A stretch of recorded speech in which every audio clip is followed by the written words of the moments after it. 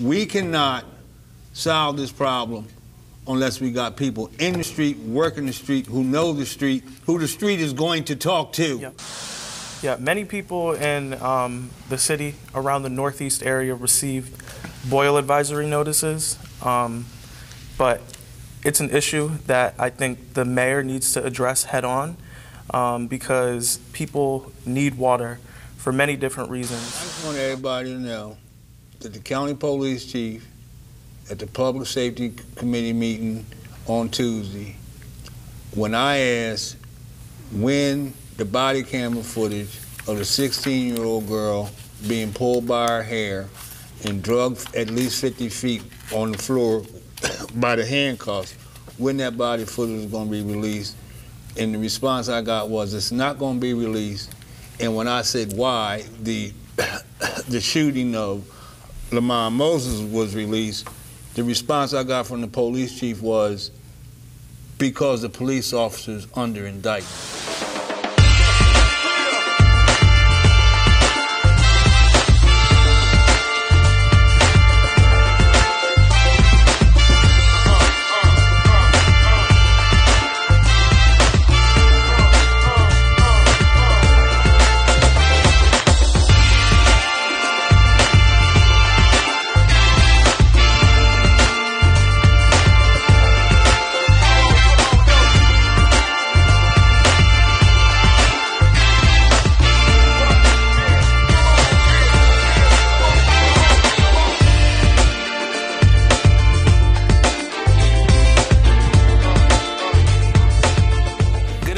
This is Kobe Owens. Jay Street. Brandon Fletcher. And welcome to The Source. Look, I know things look a little different today. Pastor Curry is on vacation right now, enjoying Hawaii. I wish I was there with him. But we're going to jump right into the local news right now. So first up, Red Clay School Board recently voted to rename Highlands Elementary after Joe Johnson, someone who was a huge education figure in the community, and someone that I believe that Representative Street knows personally. Well, you know, I was, unlike you, I know you stayed on the Zoom till the meeting was over somewhere around midnight. I didn't find out until this morning, but I'm just overwhelmingly pleased that that school is named after, it's going to be now, and they'll have the celebration and dedication, Dr. Joseph Johnson. And the reason for that is because of the extraordinary contribution that Joe made to education. And I'm going to tell part of the story now, because I doubt if I'll get to tell it at the celebration. But Joe was a superintendent of the Wilmington School District as we went into the school desegregation order.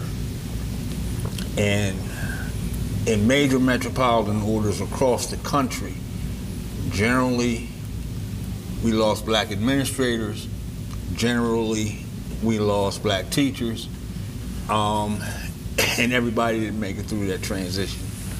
But after Wendell Howe, who was a school board member, and Joe had done their homework, and Wendell especially had gone around the country and looked at implementation of major metropolitan orders, see what went right, see what went wrong, so that we could do it right, and most importantly, we do it peacefully.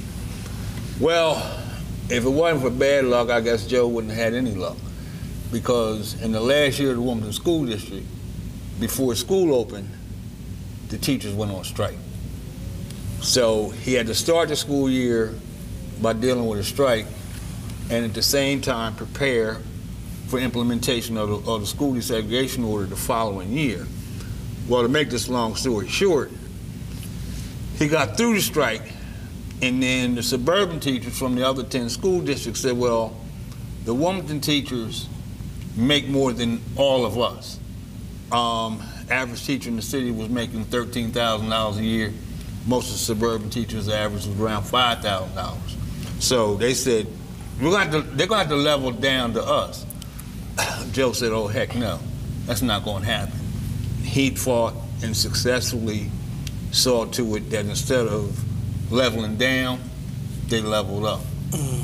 So Wilmington teachers did not lose any money. That's good. The fact of the matter is, unlike what happened in other jurisdictions, all the administrators in the Wilmington School District had jobs when we desegregated. All the Wilmington teachers got jobs when we desegregated. And in addition to that, Joe saw to it that in every school where there was a principal and a vice principal, one had to be black, one had to be white.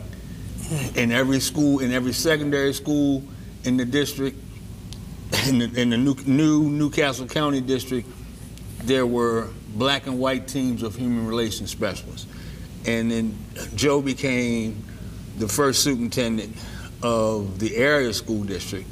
And when that area, when we went to 4 districts, was named Red Clay, Joe was the first superintendent of Red Clay Consolidated School District.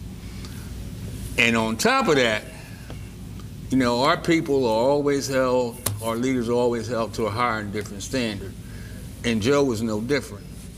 Because when we desegregated, there was one feeder pattern, the Wilmington High feeder pattern, that remained predominantly black, and the AI pattern that remained predominantly white. And I was the chairman of the Coalition Save Our Children at the time, and we sued Red Clay, which meant we sued Joe, not once but twice. But Joe never turned his back on our kids. He never shunned me. As a matter of fact, we sat in Lenny Williams' office when we let him know beforehand we were coming in, we were going to sue. I don't think he was particularly happy about it, but he didn't shun us because he understood. And at the end of the day, we were able to make some progress. But to me, his historical journey is now full circle, because the person who led the school desegregation litigation and who actually saw to it the University of Delaware was integrated was Lewis L. Redden. And the Redden building, the city-county building, is the Lewis L. Redden building. Joe Johnson and Lenny Williams were best friends. And Lenny took up the cudgels, trained me and others to follow the path. But as Mr. Redden began to phase out, Lenny was always there with him. From the time Lenny came out of law school, he worked under Mr. Redden.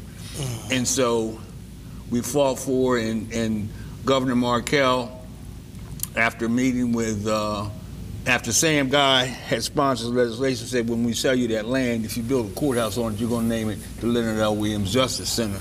But they never named it.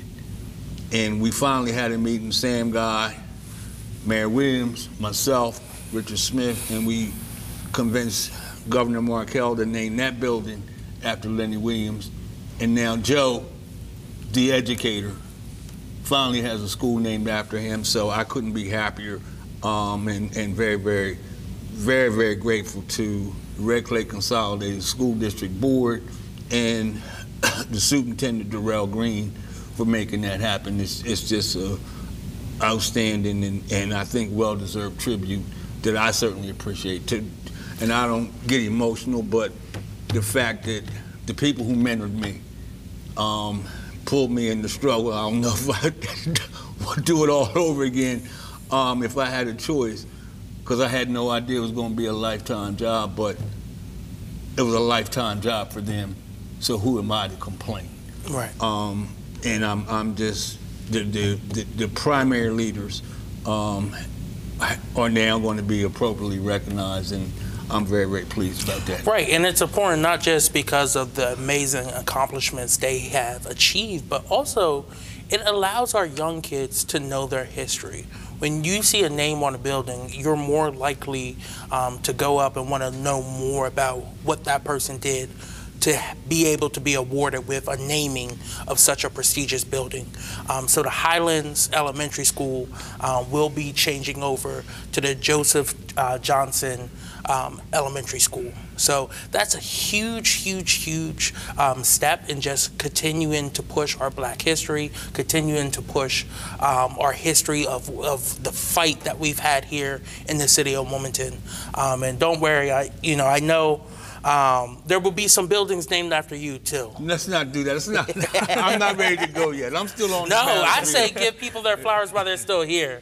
Well, and that the great thing was, Mr. Redding was in the nursing home, but they brought him out of the nursing home and set him in the wheelchair, and he was there to see his.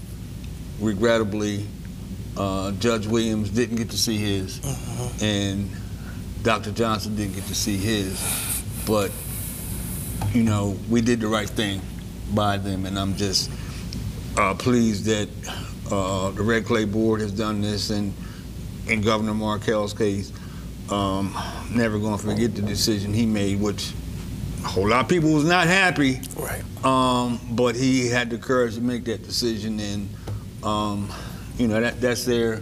As long as there's Justice Center, it's going to be the Leonard L. Williams Justice Center.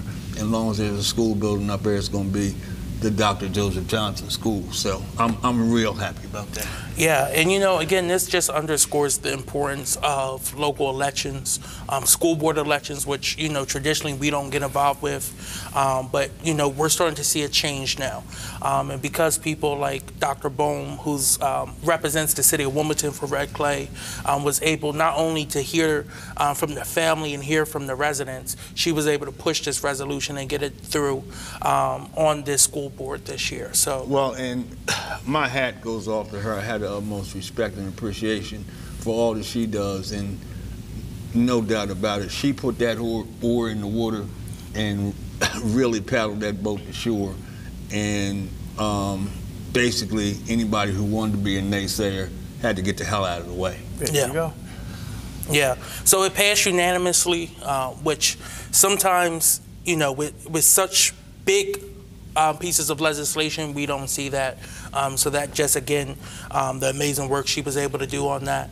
But as you stated earlier, the Red Clay School Board meeting went until 11:59 because there was over 70 people on to discuss a new policy with the school. It actually is not a new policy. It just reaffirms the federal and state laws that the school's going to be implemented. So that's what took so long. But the family was there in person. The family stayed throughout the whole thing, and they were able to hear the vote and be able to celebrate with the board afterwards. But I'm just going to add one thing. The historical significance of that. It's in Highlands. Yeah. Okay? And that is a majority area of the city of Wilmington. And have to be proud of the fact that the people who live in the Highlands area, there wasn't any pushback. Right. They understood, they accepted, and you have to say thank you for that as well. I mean, I like to give people credit where credit's due, in the fact that when it came to Dr. Johnson, there was no resistance, and I'm truly grateful for that. Yeah, again, it's a very unifying step for the community, for the school board, and we're going to continue to follow up to see what else is going on with not only the Red Clay School Board, but also the other school boards that represent the city of Wilmington. Unfortunately, we are divided into 5 different school boards: Brandywine, Red Clay, Christina, Colonial, in the Votech School District. So I know there's a lot of discussion right now. I don't know where you stand at on the governor's new proposal to kind of consolidate some of the schools and some of the power in Wilmington. But I do know that there are community meetings that are happening right now at Harlan, at Warner. So if you want to learn more about the proposal, we will be putting the graphic up. And you will be able to attend in person to hear the governor's proposal on reforming some of our Wilmington schools. Well, you started it, and you opened the door, and I'm coming through. Good. The fact of the matter is, I don't care what we do at this point, but the schools, and especially Christina, are failing, but all our schools are failing. Brandywine being the highest achieving. In Colonial, we don't have any school.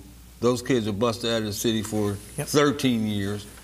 And I'm just going to tell you, I don't care what you do, how you reorganize it, it's a segregation forever plan. That bothers me, but you're not going to get universal agreement in this city about how it should be configured. So I'm not getting in that fight. However it falls, it falls. And my position is those 4 districts need to be abolished. They should have never been created in the first place. The judge had good cause to say, after he listened to all the experts from 11 school districts, to say there's going to be 1 district. And the state, under the Department of Public Instruction at the time, intervened 3 years later and said, we want to do 4 districts. Judge was tired. He tongue-lashed our lawyers for opposing it. And he really went off and saying that he wasn't going to run the school districts. It was up to the state and the state board, and they had their way. Well, it needs to be reversed. I'm getting vaccinated against COVID-19.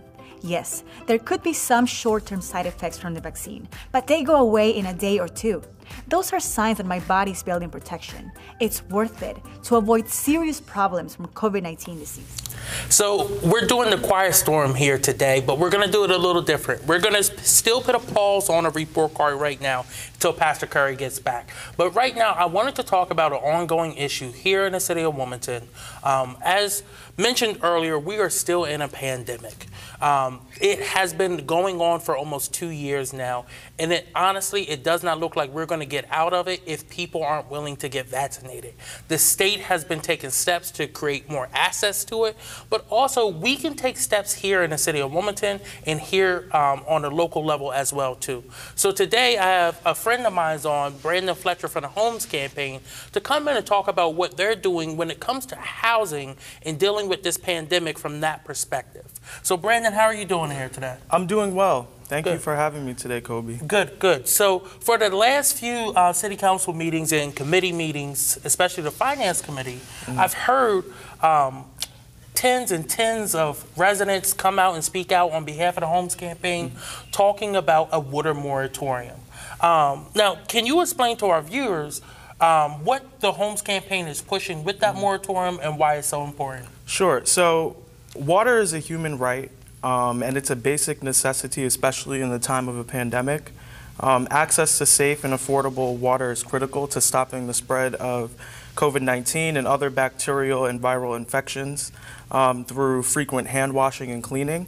However, many Wilmington residents are struggling to pay their water bills and are at risk of having their water shut off in foreclosure. And so the Homes Campaign is a group it's a volunteer-led group that fights on housing justice issues, but the water is a housing issue because what we're seeing is that people who get their water shut off are at risk of having their home foreclosed. If you're a homeowner, and if you're a renter, you can get evicted. And so we know that the COVID-19 pandemic has it kind of disenfranchised people in many ways, but it destabilized many of our city's low-income Black and brown communities' ability to pay rent, to pay utilities. Another issue is that Wilmington has a water affordability crisis. The cost of water for Wilmington residents has increased drastically. And so when you have a city that's majority renters, where 7,000 people earn $19,000 or less, you're going to have issues with people being able to keep up with those rising costs of the water bill. And so if the health advisory is to wash your hands and to stop the spread of the virus, the Home Campaign believes that you can't do this without having access to clean water. Jay, did you have something? No, I'm just very proud of you guys stepping in and stepping up. I'm trying to be a good listener right now. But well, I mean, the fact of the matter is, the city of Wilmington is notorious, and it's happened over several administrations. They'll take somebody's house for $500 for a water bill. And that's the kind of foolishness that needs to be stopped. And I'm glad to see you guys fighting that. Thank you. And the fact that you know, they're charging all this additional money for water that they acknowledge in some areas of the city is in fact poisonous. Yeah. How are you going to charge people that kind of money for poisoned water? Exactly. I mean, there's no need of being nice about it. That's what it is. Mm-hmm. If you have to boil it, you're paying for poisoned water. Yeah, many people in the city around the northeast area received boil advisory notices, but it's an issue that I think the mayor needs to address head on because people need water for many different reasons, but not having water, it exasperates many issues in our community that affect pregnancy-related and child health issues, which continues to drive the maternal mortality crisis for black women in our city and state who are at risk of losing their children. It drives a crisis of people occurring fines and fees because if you're late $1, they charge you $100 in interest the next month. And so it's really an issue that I encourage the mayor to address. And I just want to say help is here from the federal and state government. The city should use the money that they received, $54 million in federal funds from Congress and the Biden administration through the American Rescue Plan Act that was provided to help Americans and cities and counties to get through the pandemic. And so the city should use all these resources that have been made available to help people and stop sending water shutoffs and notices and just stop shutting off the water for people. What's your information as relates to the effect of lead pipes? Do we have that problem in the city? It's something that I hear. I'm the community outreach coordinator for the Homes campaign. And so what we've done is go on boots to the ground across all areas of the city of Wilmington, Southbridge included, and the Route 9 corridor, to give people information, but also to see what the issues are with regards to water and rent and other utilities that people have. In Dunleith, there's people who have rusted up pipes. That's another issue. But really what the Homes campaign is working on now is the affordability issue, but it is coming up and people are having trouble with that. It's compounding crises. We have a water affordability crisis, we have boil advisories, and we have lead pipes. And truly, you've opened my eyes to some things. And there's going to be another round of money coming. The county's going to get some of that money, and I'm going to throw into that conversation now concerns about infrastructure. Yeah. Route 9 corridor, as well as half the city, is in my council district. And the other thing is, you got sewer lines that are 100 years old or older. And, you know, we're talking about all this new development. We need to fix that infrastructure before it just completely collapses. You still have wooden pipes in the city, in our sewer structure. Yeah. So that whole conversation about infrastructure and the next round of money needs to be talked about, because I honestly don't understand why the city's bragging about how it spent the first round of money that it got. It just doesn't make sense to me. I agree with you, and I think if we look at what cities around the country are putting in place, they're putting in place rate structures for people to take into account people's ability to pay, so that if you make under $19,000, you're not paying over 5% of your yearly income for water. Because it's a human right, everyone should have access to it. But what we're saying is that the mayor of Wilmington has a once-in-a-lifetime opportunity to get on board with what but most states who are taking action on this issue to make the necessary policy changes to sustain its water system and water access for everybody. Those are what the lines and the guidelines of the American Rescue Plan are for, to help with the infrastructure, to help invest in the water and sewer infrastructure systems we have here in the state of Delaware. So I'm asking Mike Perzicki to take action on this issue, because it's impacting the most vulnerable in our community. It's not happening in the wealthier areas of the city. If you look at the map of where the water shutoffs, you don't see it in parts of like the 8th Councilmanic District, which is Highlands and Charlie Square. Downtown is completely blank, but if you go over Tatnall Street West, that's where all of the water shutoffs are taking place. If you look at King Street East, all of those water shutoffs are happening. They're happening in the black and brown communities. So it's a racial justice issue as much as it's a health issue as well. Well, and I'm glad that you and your program and your colleagues are working on it, and I'm glad that you came out today to bring this to the attention of our viewing audience and letting folks know that they're not by themselves, that somebody is watching the story. So thank you very much. Thank you. And I just would like to say one last thing. For anyone who's watching this who may need it, if you're behind on your water bill and you're a homeowner, the City of Wilmington has a utility payment assistance program that covers up to $3,000 for homeowners with past due bills. You can call 311 to get access to that. If you're a renter, you can apply for Delaware Housing Assistance Program for assistance for past due utilities and or past due rent since April 2020. That includes water. You can visit that at decovidhousinghelp.com or call the number 866-935-0407. You could also get help applying at the West End Neighborhood House, Latin American Community Center, Lutheran Community Services for assistance with the application. Can I get assistance with all them water cases that I'm carrying in my house? I got you. I got you. But also, I just want to touch base on why I wanted to make sure that this was part of the show this week. I want to highlight some of the data. Pastor Curry always talks about making sure we have the numbers. So the city of Wilmington has about 36,000 utility accounts and customers that pay into our system. 10,000. Let me say that again. Over 10,000 of them are delinquent.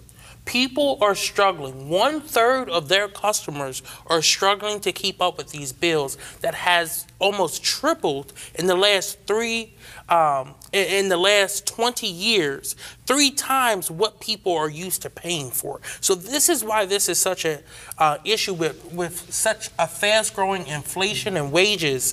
And then on top of everything, we were hit hard by a pandemic. And just to highlight where this pandemic has hit predominantly minority communities the hardest, not just in Wilmington, not just in Delaware, but all across this nation. And that's why this is so important. Yeah. And again, it's not just saying this is, you don't have to pay. You will not be fined for late fees, but also using the money to make up for revenue, using the money for the American Rescue Act plan to make up for the revenue loss. That's what the federal government gave it to us to do. So if we have the opportunity to do that, really being able to help the citizens. Well, there's another piece to this that I think you guys want to make everybody aware of, and that is mayor after mayor, and probably the last 3 or 4, they'll come in March and say, this is our budget, and we're not going to raise taxes. But we're just going to do a little mild increase in water, okay? And that increase under this mayor, under that mayor, under this mayor, under that mayor, is taking its toll now. And so when you look at the upcoming budget presentation in March, it's one of the things we need to be concerned about. We just can't let folks keep on sneaking in this additional revenue for water, and City Council has got to understand that. So that's just another aspect of it that we need to keep an eye on. I'm sure you guys will. Yeah. Well, thank you for your work on the county level, really, for the City of Wilmington and Newcastle Route 9 corridor, but really this is specifically a city issue. And so that's why we're calling on the mayor and the City Council to take action on this issue. Because they have the responsibility of managing their water system. Okay, but it's not just a city issue, because the city, you go all the way all the way out Route 9 to Dunleaf, and that's the sewer water system, and it's nothing new about the city grabbing properties for $500 water bill with properties outside the city, and it also goes all the way up Concord Pike, up into that area, in the Fairfax area, So it's something that goes beyond the city of Wilmington. And that's why I think this is such an important issue and that we all need to work together on to really develop a strategy. And then also going back to the piping issue that you mentioned, making sure we use some of this infrastructure money that just passed and was signed by President Biden, where we had our elected officials go down for the bill signing, making sure that money is used to really help our community out.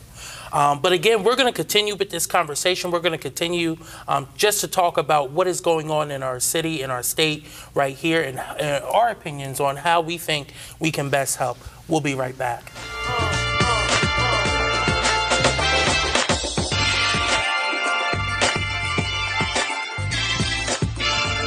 And we're back. Look, for this next segment, I want to get very personal with everyone. As we close out 2021 actually, we're reflecting on a year in which gun violence has ripped our city apart. Hundreds of Wilmingtonians have been impacted, men, women, and children murdered. The families and friends of these victims are still reeling, mirrored with grief. Our whole community has been traumatized and is afraid of bullets on the block. Wilmington's shooting and homicide rates have grown and grown over the last 5 years under this administration. And this violence has been concentrated historically in disadvantaged areas. And then on top of decades of racist, government-sponsored programs that over the course of decades spurred segregation, inequality, and preventing residents from accessing well-paying jobs, high-quality schools, and meaningful opportunities to build wealth, and disproportionately affecting communities of color. This is an unquestionable issue of racial justice that we're dealing with here in the city of Wilmington. As gun violence has reached the record-breaking levels, we've tried to use our platform here at The Source and as community leaders to push this mayor's administration to develop a comprehensive response to gun violence, and still we have not seen any. We call for the proposing to include evidence-based strategies to address the crises with the urgency that we see it as. This summer, you saw multiple young kids murdered right here in our streets. We talked about it on this show. We have spoken out, we have reached out to the mayor's office, we have reached out to city council to ask them to address this. This isn't an issue of whose side are you on? When we are losing innocent lives here in the city of Wilmington, we should all be able to come together and work towards this. Going into 2022, this has to be a top priority in order to see this city really grow in a way that is safe for everyone in the city of Wilmington, not just certain areas. So I know Councilman Street has talked about his plan that they introduced over a decade ago that still has not been funded. Look, when you have a plan like that, yes, it's been a few years. All you have to do is go back. The infrastructure is there already. The structure of the plan is there. You just need to update it to today's times and fund it fully. This is one of the most important issues that anyone could be dealing with. And I know Brandon has talked to me about how gun violence has affected him and how it affects his friends. Look, this isn't an issue that's just going to be solved overnight, and we understand that. But this is an issue that's going to take us all coming together and working together. So I want to talk to Brandon for a second about, you tell me you're out on the west side all the time, you're out in the community. What are you hearing on the streets? Well, I just want to say I lost a few friends in the hands of gun violence. I went to William Penn High School, but most of my friends are from the city of Wilmington and were bused in. So they live in the city of Wilmington, and those are where most of the shootings are happening. But what I hear most of the time is that the relationship between police and the communities is not there. There's no trust. And I think what we ought to do as a city is look at what other cities and states have done at the same size, like Camden, New Jersey, where they piloted specific programs block by block in the small block area, where they essentially had community police officers who went out of their cars, talked to people in the community, and built relationships with those members, and they saw gun crimes go down. If people in the community are actually having conversations with police officers, folks on the force, commanders on the force, and not just, slamming people's heads into a wall in grocery stores without any meaningful relationships with those communities, I think we could see gun violence go down.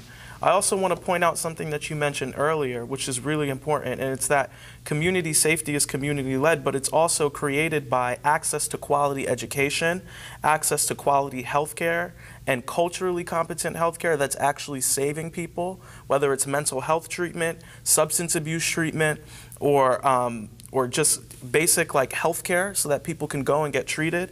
It's access to economic opportunities, good jobs with good wages, union paying jobs. It's access to safe and affordable and accessible housing. All of those things are what keep our communities safe. And community safety is community-led. It means safety by us, for us. So we need to be having conversations with people on the force. We need to have police officers not in cars, not putting funding into electric scooters, which don't solve crime, because police don't keep us safe. If we actually think about when police enter our communities, it's after incidents have already occurred, after a gun is already shot. And so our communities become unsafe when we don't have access to all of those resources and youth programming and social services to ensure that everyone has access to education, to housing, to jobs, to healthcare. So that's what I'm hearing, and that's what I think our city and our state really needs to start implementing if they want to see gun violence go down. And Jay, as you know, you've been very vocal about what's going on not only in the city of Wilmington, but also in the county with the gun violence and the fact that the city of Wilmington has such a high homicide rate and a low homicide solving rate. What are you hearing? Well, it's what we see every day, what we all live. And, you talked about my plan. Well, my plan was a 10-point outline. And that was the genesis of the Hope Commission plan, which was well-crafted and well thought out using statistical data and the knowledge of programs that actually work. It's never funded. My problem was, is, and remains the fact that the mayor and the governor were involved in an exceptionally significant way, and nobody has brought forward the plan to revitalize it. And this is not a priority with any of them. And if you want to look at the federal money, whatever grant has come in, how can crime and violent crime especially not be a priority? But the other that I want to add is, back in the day when people worked, they did such a thing was called a desk audit. And somebody would actually sit with you next to your desk, and what did you do all day for 8 hours? And why am I saying that? Well, there needs to be accountability to these police officers. They work at 8-hour, 10-hour, 12-hour shifts. What did you do for 12 hours? How many people you stopped? Where did you go? How many miles were put on your car? How many tickets you give out? Who did you talk to? And do an audit of those police cars, and I think we're going to be real, real sad about fighting crime versus hiding at East 7th Street Park, hide behind certain stores, and going in restaurants and eating and hoping nobody gets shot. And then here again, there's, in my opinion, this is not just the city, it's the county and the state as well. There's no patrol. There's no community policing is a hoax. What we actually do across the board, across all departments is there's no patrol and there's no community policing. When something happens, here we come running 5, 10 cars. When all hell breaks loose, break out the tape, tell people don't come in, don't do this and don't do that, put out the bullet markings and say we're doing an investigation, tie that street up for 2 or 3 hours and nobody's getting arrested. And, we cannot solve this problem unless we got people in the street, working the street, who know the street, who the street is going to talk to. Yep. It's not going to happen. Right. And then here again, and I said it on this show, and I said it before, you know, the reason I'm sitting here today is because the late Hicks Anderson, Harry Gardner, and others grabbed us in high school and made us organize and made us have meetings with Robert's Rules of Orders and made us do community service projects and prepared me to be in the kind of position I'm in now. But everybody sitting around the table talking about how to solve the problem is old as me. Come on, it's not people old as me that are committing the crime and the victims of the crime, and until we have sense enough to involve young people and people who have the ability to be in the street, work the street, it's not going to get resolved. But there needs to be police accountability as part and parcel to this process. And as a community and as a people, just as upset as we are with the government, we need to be upset with each other. And the community has got to be calling for peace on the street. By the same token, wouldn't be me. Some of these little thugs who think it's okay to go out and blow somebody away because somebody said something on social media or over a piece of dope. In my opinion, most of them are not rehabilitatable. They need to get them off the street. We need to have bail reform and, you know. Well, when a young man looks at you and says, they locked me up 6 times before they put me in jail for carrying a gun. Get out of here. It's just ridiculous. So that's my opinion about that. And some of them you're not going to rehabilitate. If you're an outright murderer, you ain't going to be rehabilitated. And even if it takes building another jail, then so be it. The community needs to be safe because our good kids and our good young people are being held hostage in their own communities, in their own houses, because of a handful of thugs. Right. I just want to say I agree with you 100%. Like, as we push for the reforms and the changes we need in our police department, it does not mean it's okay to go out and shoot someone in the head, and you should be held accountable for those actions. But I think it's a failure on our government for not addressing those issues. When I speak to young people, there's nothing for them to do in the communities. There's no centers open for them to go. I speak to a man, Mr. Earl Tate, at the city council meetings often, and he mentions to me how when he grew up here, when he was a kid in the 50s, there was boxing classes, movie theaters, y'all went on trips, you guys had so many different things for the youth. Skating rinks, movie theaters. Yeah. Want to keep adding on? I'm sure there's a long, long list that can drop to the floor. But all of those things are what kept the youth involved and off the streets. And I think it's a combination of both the police needing to actually care about getting the guns off the street and investing in the programs to keep young people out of the streets and involved in things that keep them occupied and to develop their skills to be productive citizens.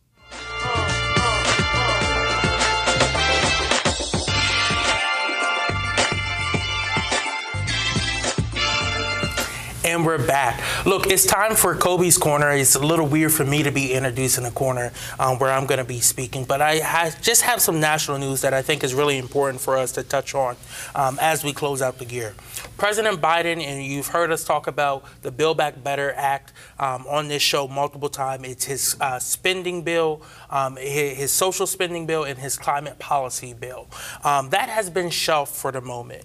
After weeks and weeks of pushing the Senate to do the right thing and pass his $1.7 trillion spending bill, it looks like they will not be able to get that done by the end of 2020. They had set a goal of trying to get it voted on and passed into the president's desk by Christmas. They are officially sitting it off to the side until after the new year because they could not get Senator Joe Manchin and Senator Kristen Sinema to sign on to 2 key programs within the bill, and they were willing to tank the entire thing because they could not get it done. The major thing for Senator Joe Manchin was he opposed the child tax credit, a tax credit that has helped so many young people and so many families who are struggling right now. It has lifted up minority youth out of poverty. And, you know, we've talked about that here before. It's $250 for if you have a child that is 6 years old to 17 years old, and $300 if you have a child from the age of 5 and down. And that program is set to end after this month. If it is not funded in January, they will miss that scheduled payment that just went out earlier this week. And it has been going for the last 6 months. This is a huge piece in President Biden's agenda when he ran for office and what he wants to continue to do to help people who are struggling right now as we're still in this pandemic and we're still seeing the effects of the pandemic on our bank accounts. Senator Schumer on Wednesday said that the party is still going to continue to work towards it, and they hopefully will be able to get Senator Manchin and Senator Sinema on board in a timely manner earlier in January than later, hopefully. Next up, I still going on the fact that we're still dealing with this pandemic. The state of Delaware is rolling out a at-home program, a vaccine at-home program for the people with disabilities to make sure that they have more access to the vaccine. So they are partnering with local pharmacies. They will be doing hours on Tuesday through Friday. From 8 a.m. to 8 p.m. and on Saturdays, 8:30 a.m. to 6 p.m., where they will be going in homes and in high-rises and nursing homes to make sure that those individuals who need their booster or still need their first 2 shots are able to receive their vaccines. This is, again, looking at what we're dealing with, making sure everyone has access to this vaccine as we continue to fight this pandemic right now. Again, going back to the national stage, with the Build Back Better Act being put on pause, Senator Warnock had a passionate speech calling on the urgency of getting voting rights done. And I want to show you all a video of this. Take a look at this. What about bipartisanship? Isn't that important? I say, of course it is. But here's the thing we must remember. Slavery was bipartisan. Jim Crow segregation was bipartisan.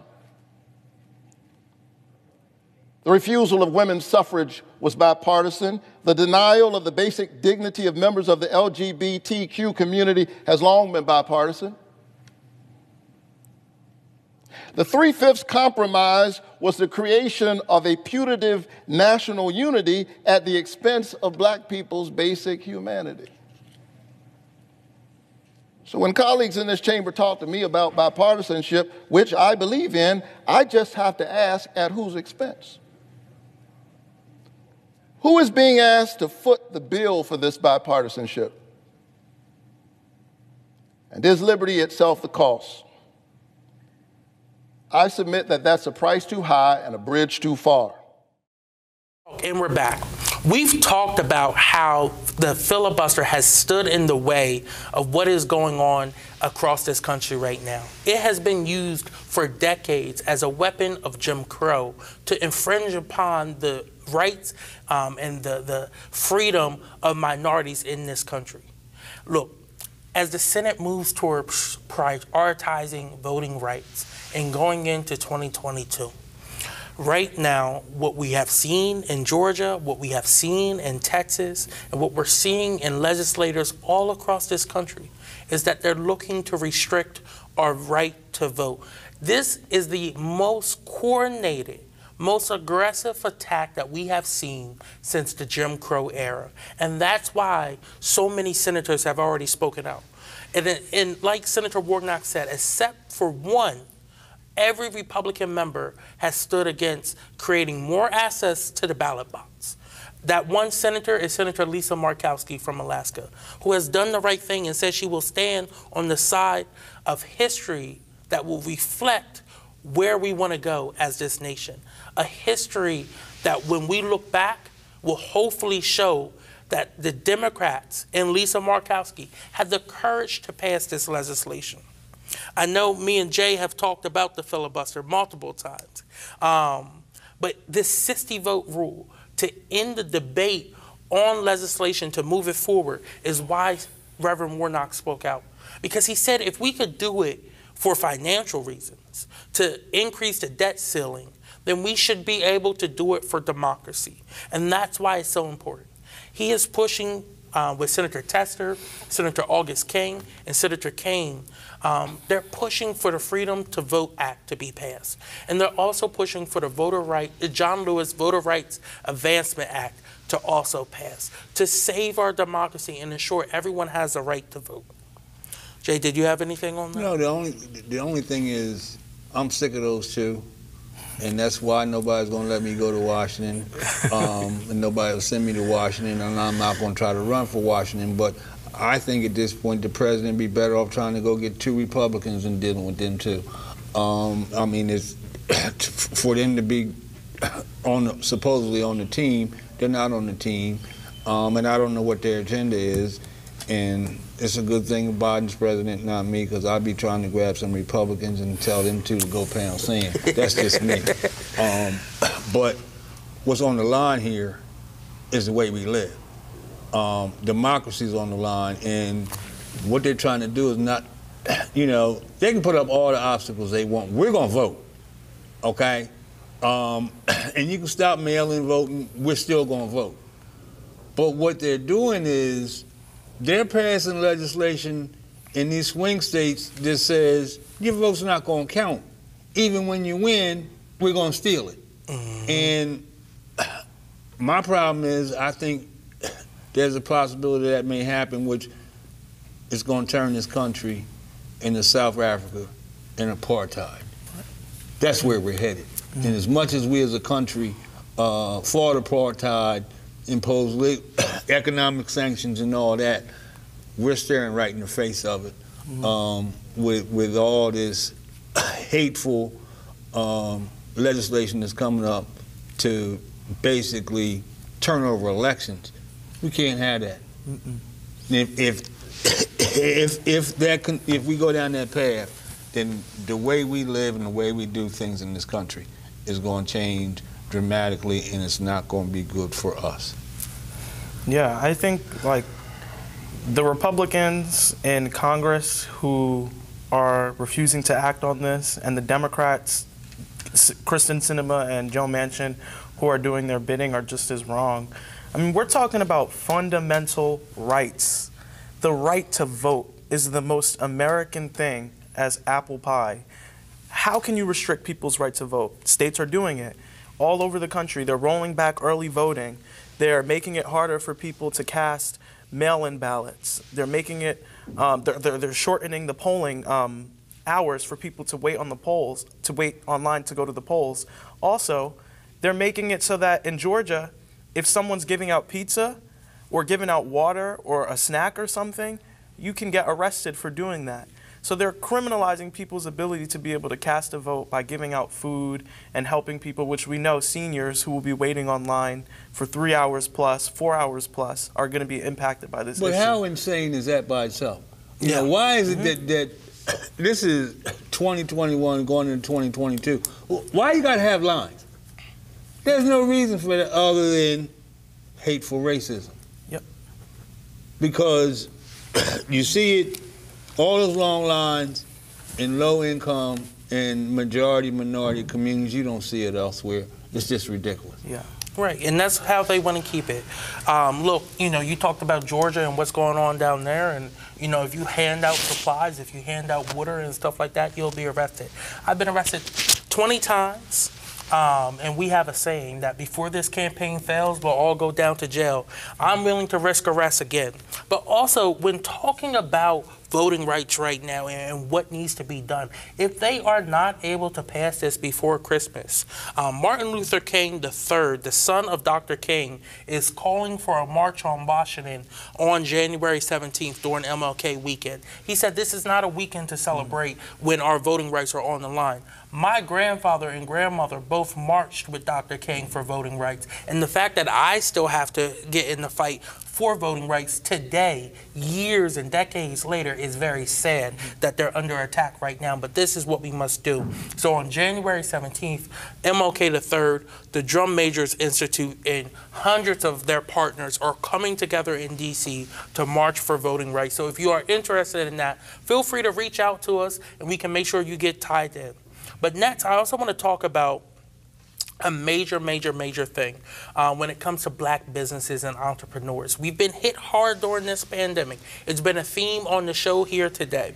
But Vice President Kamala Harris and Treasury Secretary Janet Yellen has announced that they're adding an additional $8.7 billion to federal funding for financing institutes serving minority and underserved small business owners. Now, this is already on top of what Vice President Harris, Senator Cory Booker, Chuck Schumer, Mark Warner, and U.S. Congresswoman Maxine Waters, who's the chair of the House Financial Service Committee, are doing, where they secured $12 billion over 2021 to help minority business owners who are struggling right now to make sure that they are getting the assets. We saw almost a 41% drop in ownership in the first few months of this pandemic, and it hasn't recovered. We want to make sure that we get back to our normal levels, but also increase that as we go forward.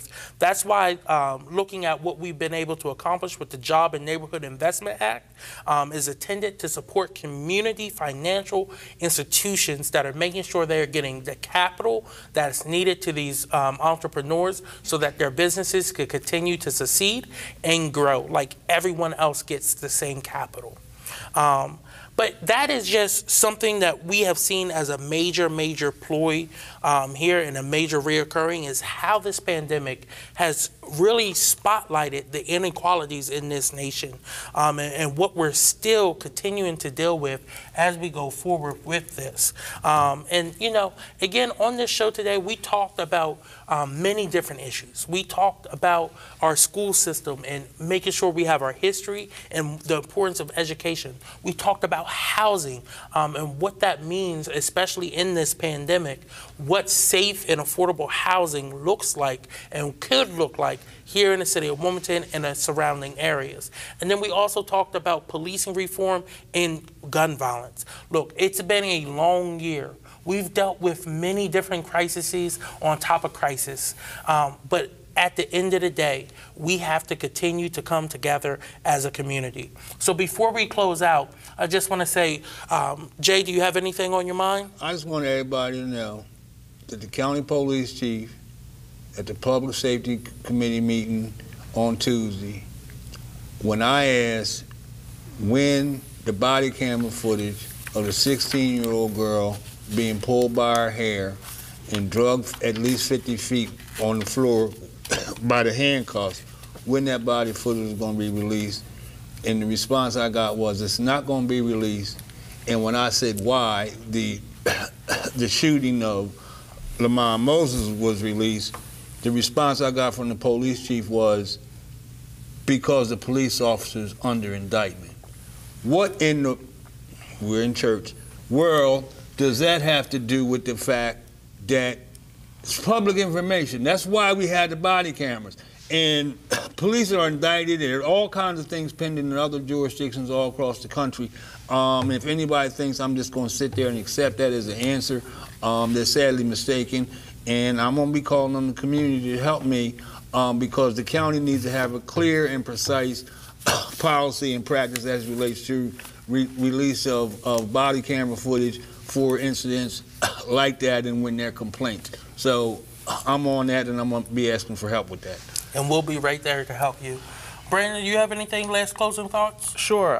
I just urge any viewer who's watching this and needs assistance to call the mayor and the city council at 302-576-2100. That's Mayor Mike Przicki's office. And tell them that the Biden administration have sent the city millions to pay for people who can't afford to keep up with housing and utility payments.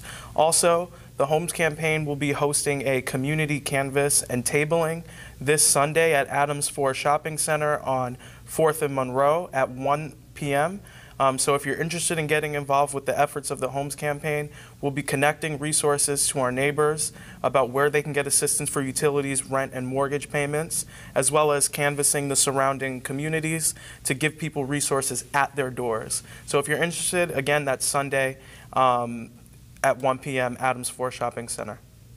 And again, I just want to say thank you to all our viewers for tuning in with us every week. We appreciate y'all. Hopefully we continue to make y'all happy and get y'all the news as y'all need it. As we close out this year, I just want to say Merry Christmas to everyone, a very happy holidays, and enjoy this time with friends and family. Make sure you're still being aware of this pandemic. We are on a Omicron. Delta, it's a variant of COVID-19. So I just want to make sure you are getting your booster.